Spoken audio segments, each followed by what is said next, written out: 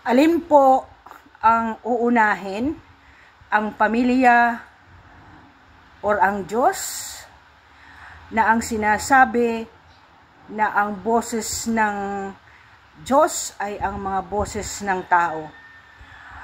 In between the revelation of Senator Amy Marcos and the denial of Sandro Marcos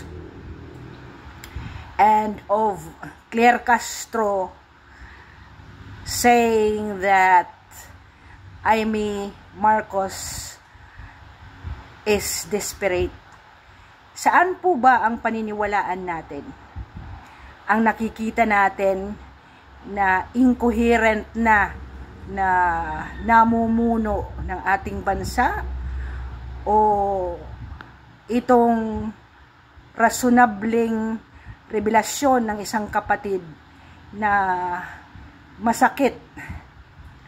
Which is more rational? Ang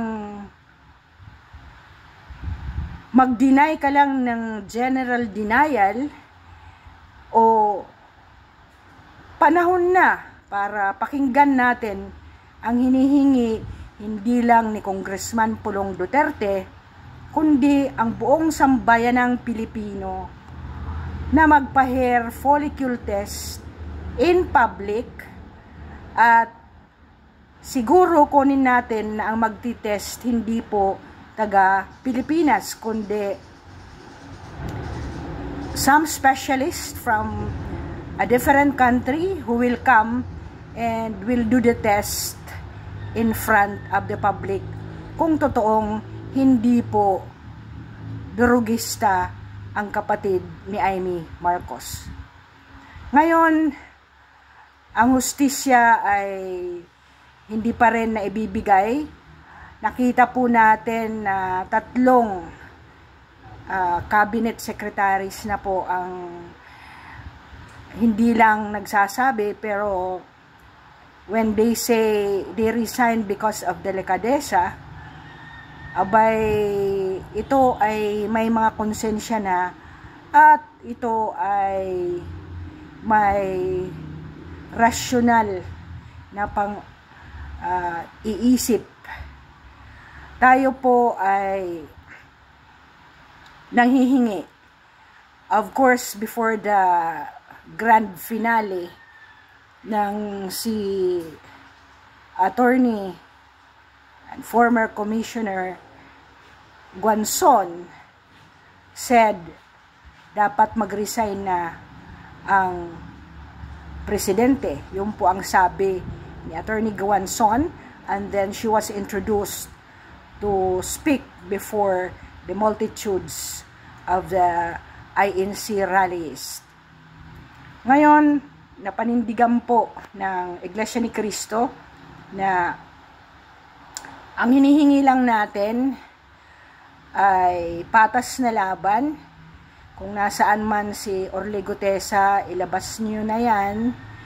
At meron na pong unang affidavit na kung saan siya ay nagsalaysay, at kung meron man siyang pangalawang affidavit ay dapat ipresenta niya yon na talagang hindi siya pinilit doon sa pagsasalaysay na yon, na ginatungan lang siya ni former Congressman Mike Defensor at ang ating butihing senador Rodante Marcoleta.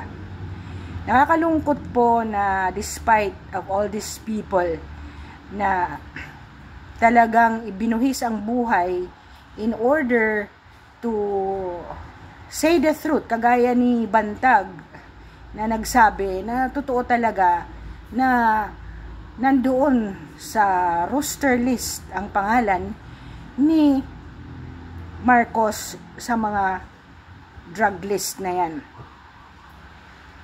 Nakakalungkot na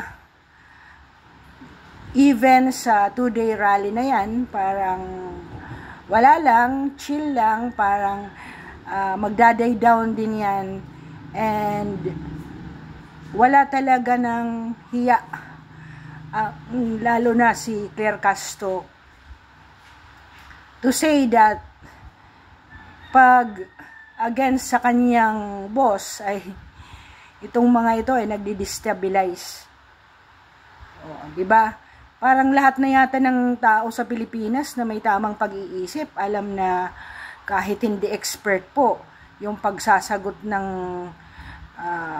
pinuno ng ating bansa ay wala nang coherence. A simple question ng isang estudyanteng babae kung ang agriculture as a chosen profession is still relevant to our time, ang sagot po ay wala po sa tanong. A simple sentence he cannot finish.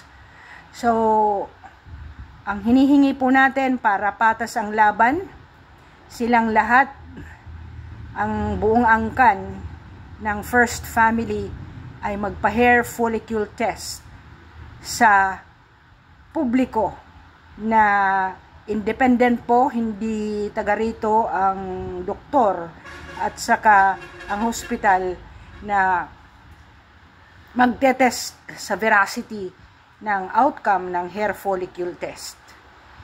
So, tingnan po natin ano ba talaga ang dapat between a family and accountability to God. Kasi nakita nyo yung statement ni Senator Amy, inunan niya ang Diyos, and then bayan, pamilya, and then ang sarili.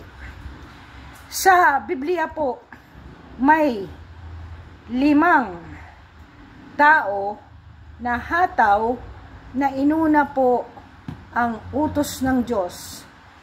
Thou shall not lie, thou shall not steal, thou shall be faithful to the laws of God or to the commandments of God. Si Abraham po, makikita po natin sa Genesis chapter 22 verse 1 to 19. He was willing to sacrifice his son Isaac, showing loyalty to God above family ties.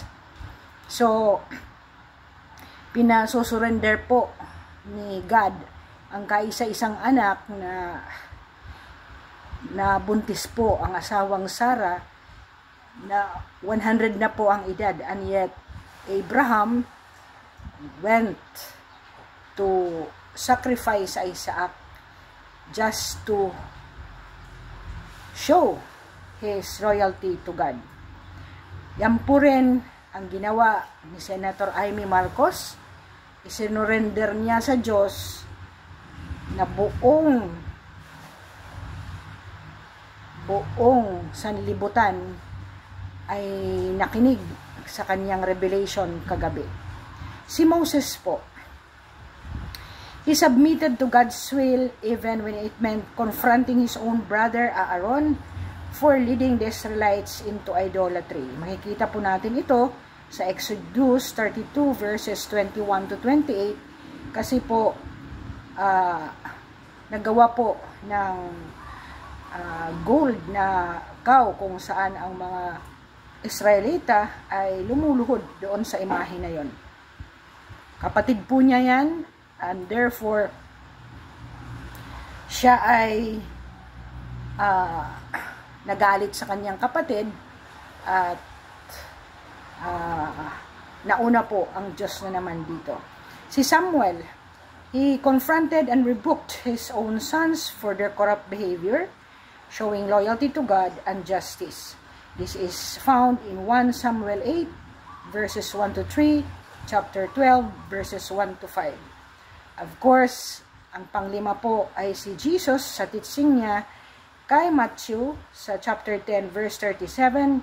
Jesus emphasizes prioritizing loyalty to Him above family ties, citing examples where family members may be called to confront or distance themselves from unrighteous relatives.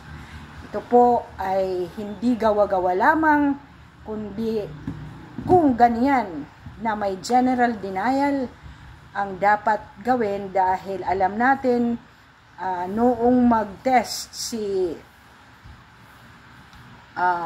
Pangulong Marcos Jr. sa St. Luke's, ay makita po natin sa facial expression ng nag-test sa kanya na pinili lang niya ang test na hindi hair follicle, at ang test na yon ay hindi lalabas ang cocaine use. So, salamat po sa pakikinig. We demand a hair follicle test kung ayaw talaga niyang magbitaw, and hindi po rebellion ang hinihiling natin, kundi accountability po. If it is true of what Senator Amy said, in the same manner na humihingi kayo ng ebidensya kay Saldico na wala kayong participation sa pagiging gahaman at paggamkam ng kaban ng bayan, kami din na mga Pilipino ay nanghihingi ng ebidensya na ang sinabi ni Senator Amy ay kalokohan. So, no one person, especially a family member, ay ipagkanulo ang isang tao dahil wala naman siyang mahihita sa pag-destabilize, because in fact, she was the one who moved na ang Marcos ay maging presidente at si BP Sara ay maging vice presidente lamang. Salamat.